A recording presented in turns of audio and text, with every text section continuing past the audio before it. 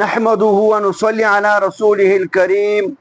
أما بعد فأعوذ بالله السميع العليم من الشيطان الرجيم. بسم الله الرحمن الرحيم. لقد كان لكم في رسول الله أسوة حسنة. صدق الله مولانا العظيم وصدق رسوله النبي الكريم. محترم مسلمانان ورونو، نن بإن شاء الله العزيز د بارا ربيع الاول متعلق یو مختصر مجلس وکو. زما ورونو، د انسانیت د رهنمایي لپاره الله رب العزت 1,40,000 زیات کم انبیاء دنیا ته راستولی دي.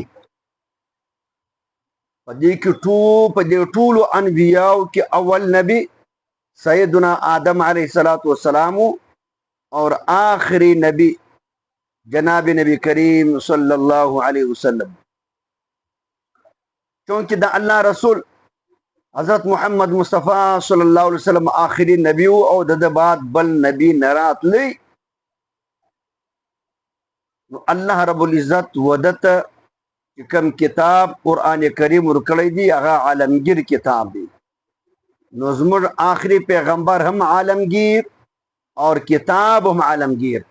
د دې څخه مخکې دنیا ته چې به کله انبیا راتلو هغه به د یو محدود علاقې دپاره نبی الله رب العزت را استاوي، د یو کلي لپاره به نبی راواستاوي.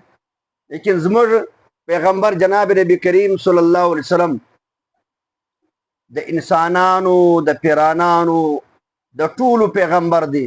وما ارسلناک الا رحمتا للعالمین، د ټوټل جهان لپاره موږ ته رحمت استولی. زما ورونو، دا یو سوال د انسان په دماغ کې پیدا کېدی شي چې د نبی د راستولو وجه څه ده؟ الله رب العزت نبی ولی راواستاوي او هغه ته آسماني کتاب ولي ورکړي؟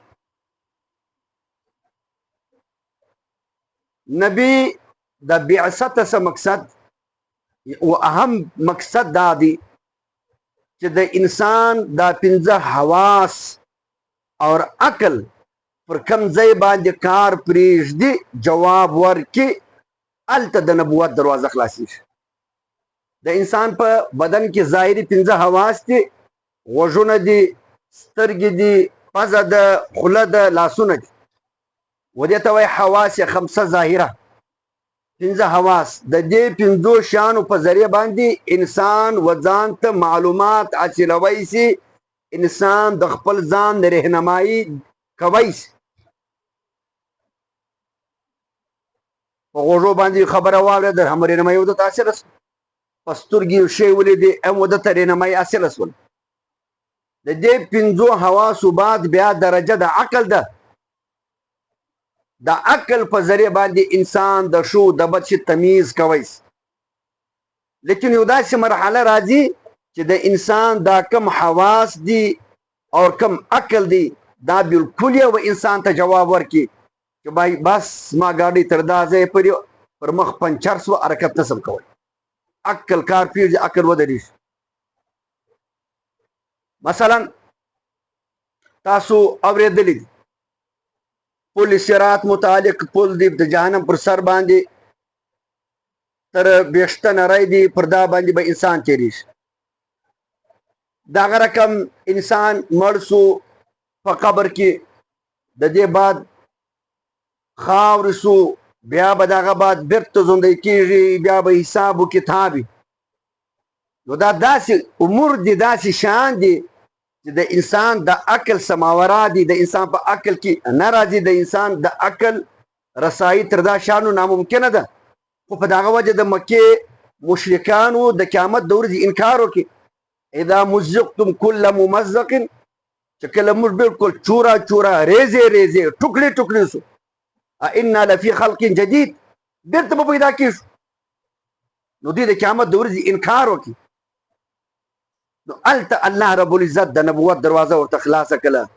نبی به راځي، نبی به ورته ته ښیي چې قبر زندگی ستا، د عالم برزخ زندگی اور عالم آخرت زندگی ستا، حساب و کتاب ستا، پل صراط ستا، جنت ستا، جهنم ستا. حساب و کتاب بعد و جنتی جنت درځي، جهنمی به جهنم درځي. دا ټوټل شان د نبوت په زبادي بیانېږي.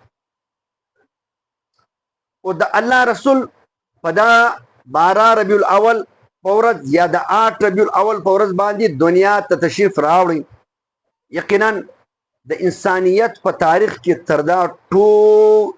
تر دا بله غټه د خوشحالۍ ورځ نسته. لیکن د الله د رسول او دغه د صحابه کرامو ائمه اربعه چې څومره محدثین فقها تېر سوي دي، موږ چې کله د هغو پر زندگی باندې نظر واچو چې په اسلام کې د رسول الله صلی الله علیه وسلم په تعلیماتو کې د 12 ربیع الاول د ورځې هیڅ تصور نشته. د الله رسول د دنیا سره رحلت وکړي، په لکاو یاران صحابه کرام یې پرېښول. یو صحابي هم په خپله زندګي کې د 12 ربیع الاول په ورځ باندې نه یو خیرات کړی دی، نه په دا ورځ روزه ثابته ده په دې حیثیت چې د الله رسول په دا ورځ دنیا ته تشریف راوړی دی، نه یو جشن جوړ کړی دی، نه په ائمه اربعو کې د یوه څه دا خبره ثابته ده، نه زموږ د علمای دیوبند څومره علما تېر سوي دي، نه د هغو په نیز د دې ورځې څه تصور سته. دا عامه ورځ ده لکه نور ورځې چې دي، دا د 12 ربیع الاول ورځ هم د عامو ورځو په رقم باندې یو ورځ ده. لہذا بدعاتو څخه پکار دي چې هر مسلمان اجتناب وکړي، ځان وساتي. ورځو ته تعین ورکول، فضیلت ورکول، دا د شریعت کار دی، د الله رب العزت کار دی. الله رب العزت د لوی اختر، د کښینی اختر، مثال د جمعې ورځ، دغه رقم نور ډېر ورځې دي چې هغو د الله رب العزت فضیلت ورکړی دی. و یو انسان ته د خپله طرفه څه دا حق نه دی حاصل چې د یو ورځ ته تعین ورکړي، هغه ورځ د خیرات لپاره متعینه کړي، و هغه ورځ ته مبارکه ورځ ووایي، و آته د خپله طرفه فضیلت ورکړي. په اسلام کې د دې شانو گنجائش نسته. لہذا دا بدعاتي او د بدعاتو نتیجه گمراهی ده. انسان د ښې لارې څخه اوړي د گمراهی و طرف ته. هر مسلمان ته پکار دی چې د دې خرافاتو څخه اجتناب وکړي.